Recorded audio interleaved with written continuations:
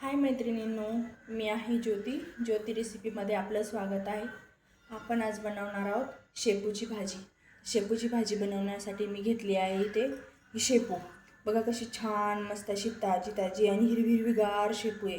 ही मी अशी मस्त निसून घेतली, हिचे देठ काढून टाकलेत।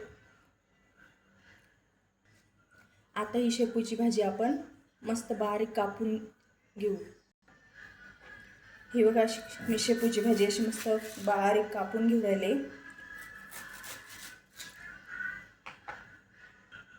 आता ही भाजी कापून झाली आहे। ती भाजी आता आपण ही पाण्यामध्ये टाकू। ही बघा ही भाजी आपण आता पाण्यात टाकून घेतली आहे। ही आता अशीच पाण्यात ठेवू।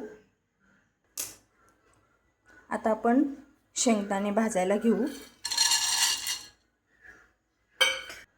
शेंगदाणे भाजतायत तोपर्यंत आपण हिरवी मिरची आणि लसूणचं वाटण करून घेऊ। हे बघा लसूण आणि शेंगदाण्याचं वाटण तयार, लसूण आणि हिरवी मिरचीचं वाटण तयार झालेलं आहे। आता हे शेंगदाणे आपले मस्त भाजून झालेले आहेत। हे आता आपण काढून घेऊ। आता आपण कढईत तेल, जिरे फुलले की हिरवी मिरचीचं आपण जे वाटण केलेलं लसूण हिरवी मिरची ते टाकलंय। आता हिरवी मिरची लसूण परतून झालाय। यात आपण टाकणार आहोत हिंग आणि हळद। थोडंसं हिंग आणि थोडीशी हळद टाकायची आहे। हिंग आणि कोणत्याही भाजीला हिंग टाकलं का त्याची चव वेगळीच लागते। आता आपण ही शेपूची भाजी जी पाण्यात डुबवली होती ती अशी मस्त अशी नितळून घ्यायची आणि ह्या वाटणामध्ये टाकायची आहे। हे बघा आता आपण मस्त शेपूची भाजी परतून घेतली। त्यात आता मीठ टाकायचं आहे। हे बघा असं चवीपुरतं मीठ टाकून घ्यायचं आहे त्याच्यात थोडंसं। आता ही भाजी परतते तोपर्यंत आपण शेंगदाण्याचं वाटण करून शेंगदाण्याचं मस्त बारीक कूट करून घेऊ।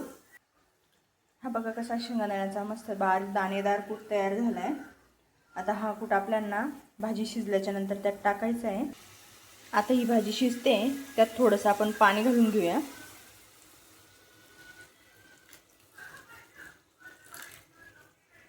म्हणजे ही भाजी मऊस लुसलुशी शिजल, दातात अटकायची नाही।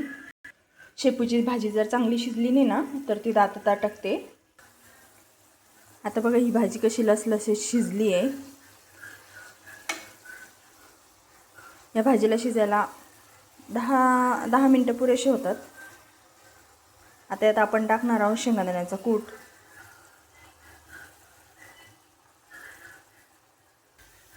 ही बघा ही आपली मस्त भाजी आता शिजून झाली आहे। कुठे मस्त मिक्स झाला आहे त्यात। आता ही मस्त आपली छान शेपूची भाजी आता खाण्यासाठी तयार आहे। तुम्ही कशाही सोबत खाऊ शकता, बाजरीची भाकर किंवा चपाती, तुम्हाला ज्यासोबत आवडेल त्यासोबत तुम्ही खाऊ शकता। आणि रेसिपी आवडल्यास लाईक, शेअर, सबस्क्राईबर नक्की करा। धन्यवाद।